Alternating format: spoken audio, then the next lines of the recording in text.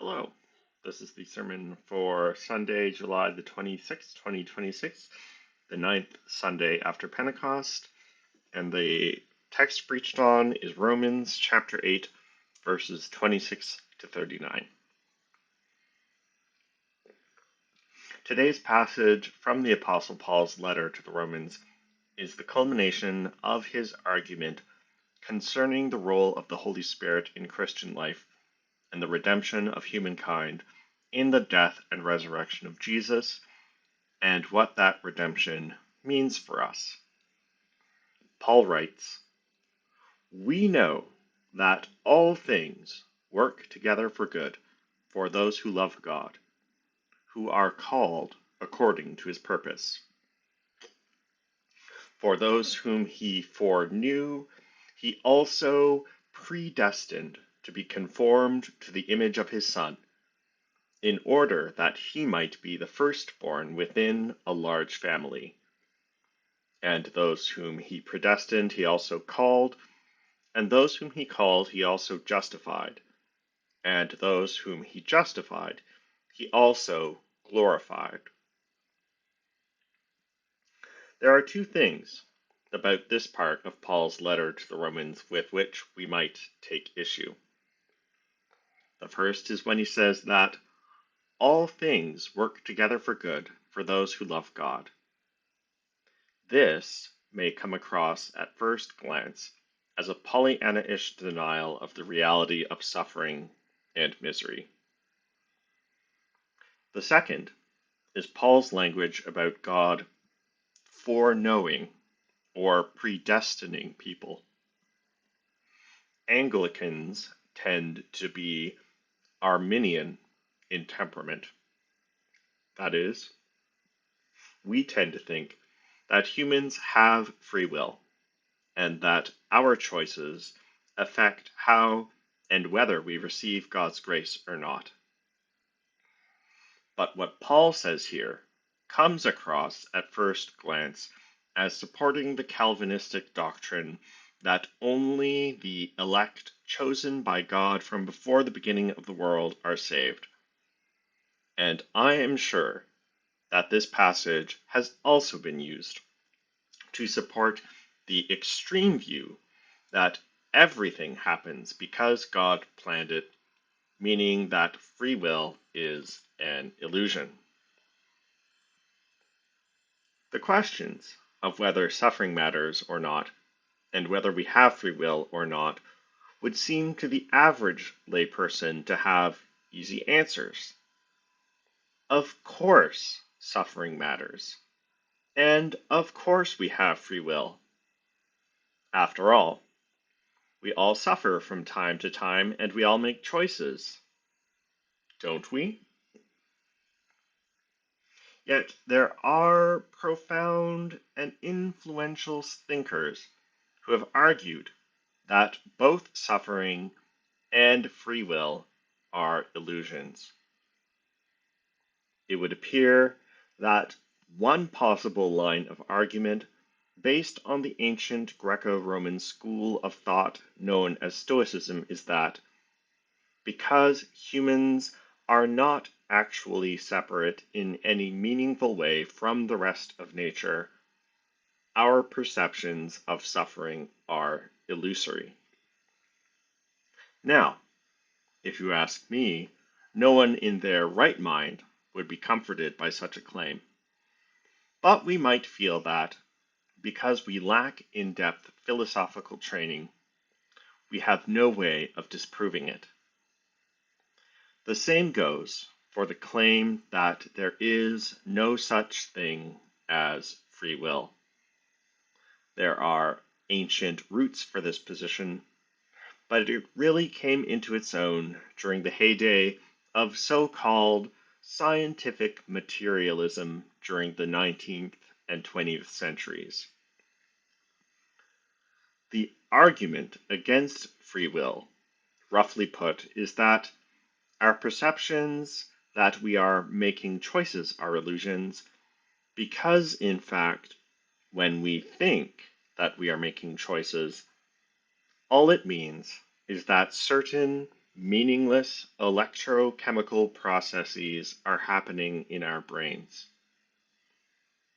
Now, if you feel like what I just said went over your head, in a way, that's the point.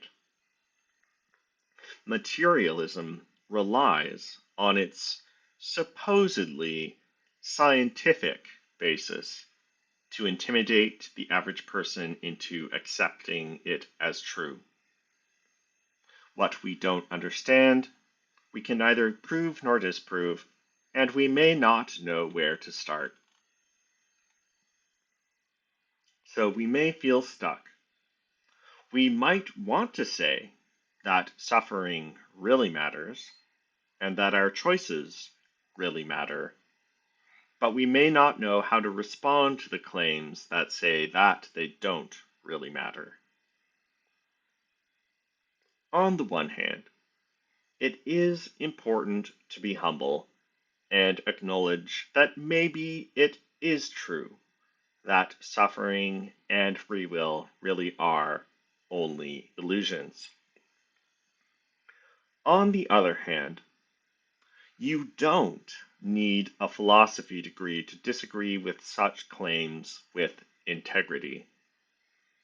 It is also important to trust your gut and insist that suffering and free will are real, in spite of claims to the contrary.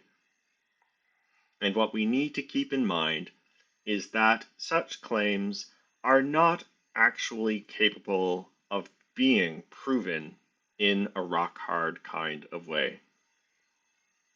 Rather, all claims about the meaning of existence, including such things as whether suffering or free will are real or not, are fundamentally provisional. That is, their claim to truth relies on what effectively amounts to faith. What I mean is that there is a sense in which what we think is true only because we want it to be true, but we have no way of knowing for sure. Now, this may seem to leave us stranded in the weeds of radical skepticism, in which the possibility of knowing truth is categorically denied. But in fact, all it means is that we all have to have the humility to acknowledge that maybe we are wrong.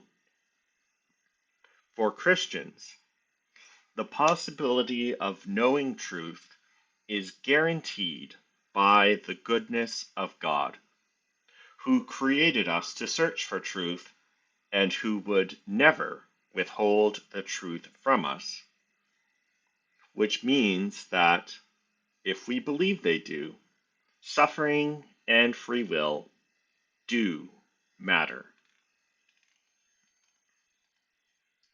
To return to Paul, then, it remains to ask whether he is denying the reality of suffering or free will in today's passage from his letter to the Romans. His words could be, and I am sure have been, interpreted in just such a way, but that is not necessarily the best interpretation of what he says. Rather, if we dig a little deeper, we can see that Paul is neither denying the reality of suffering nor of free will. When it comes to suffering, we don't have far to dig. Just a little later on in today's passage from his letter to the Romans, Paul argues precisely that our suffering is not a sign that God has abandoned us, which means that he affirms the reality of suffering. He says, "Who will separate us from the love of Christ? Will hardship, or distress, or persecution, or famine, or nakedness, or peril, or sword? As it is written, "For your sake we are being killed all day long. We are accounted as sheep to be slaughtered." No, in all these things we are more than conquerors through him who loved us. When Paul says that all things work together for good for those who love God, he is not denying suffering.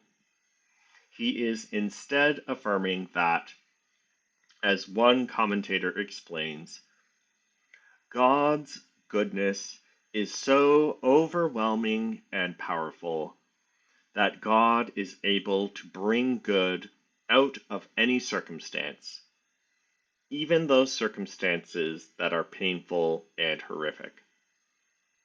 God's redemption may be found in every situation. As for free will, you may remember from last week that we learned that when God adopts us into God's family, it involves an element of choice on our part.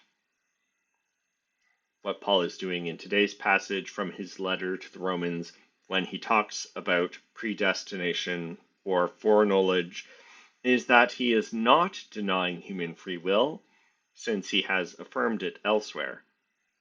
Rather, his intention is to affirm that it has always been God's plan to rescue all creation from bondage to sin and death. Paul, therefore, is not denying the reality of two experiences with which we are familiar from everyday life. Rather, we may rest assured that when we suffer, our suffering matters to God, and that God has given us the gift of free will in order that we may willingly choose to love God. Always remember that both your suffering and your freely made choices matter to God.